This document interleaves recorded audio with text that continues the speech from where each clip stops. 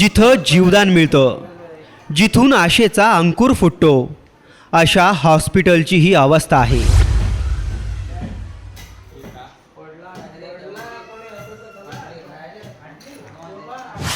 जिथं रुग्ण जगण्या मरण्याची लढाई लढतात, अशा रुग्णालयातली ही दृश्य आहेत. जिथं कितीतरी गर्भवती महिला आपल्या बाळाला जन्म देतात, अशा गर्भवती महिलांच्या वार्डात हा स्लॅब कोसळलाय.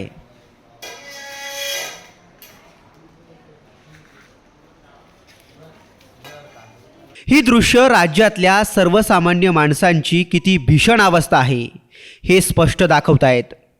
राज्यात आरोग्य व्यवस्थेचा किती भोंगळ कारभार आहे आणि सामान्य माणसाच्या डोक्यावर कशी धोक्याची टांगती तलवार लटकली आहे हे दाखवणारी ही दृश्य आहेत.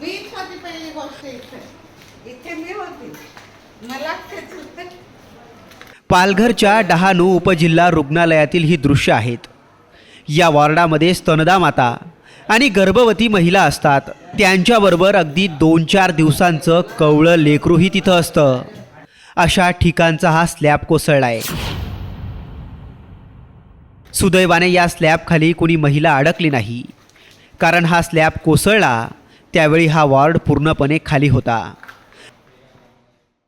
पण या दुर्घटनेत कुण्या महिलेचा जीव गेला असता तर, कुण्या लहान लेकराला यामुळे इजा पोहोचली असती तर याची जबाबदारी कुणी घेतली असती?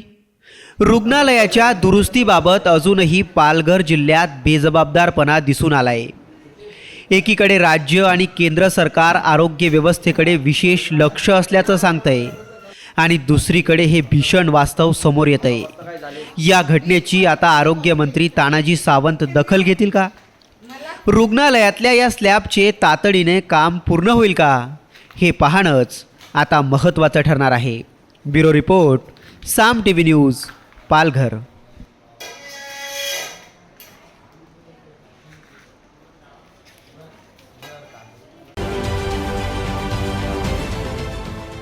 देश विदेशातील प्रत्येक घडामोडींचे लाईव्ह अपडेट मिळवण्यासाठी आता साम टीव्हीच्या सर्व सोशल मीडिया प्लॅटफॉर्मला लाईक, फॉलो आणि सबस्क्राईब करा. तसंच सर्व नोटिफिकेशनसाठी बेल आयकॉन प्रेस करायला विसरू नका.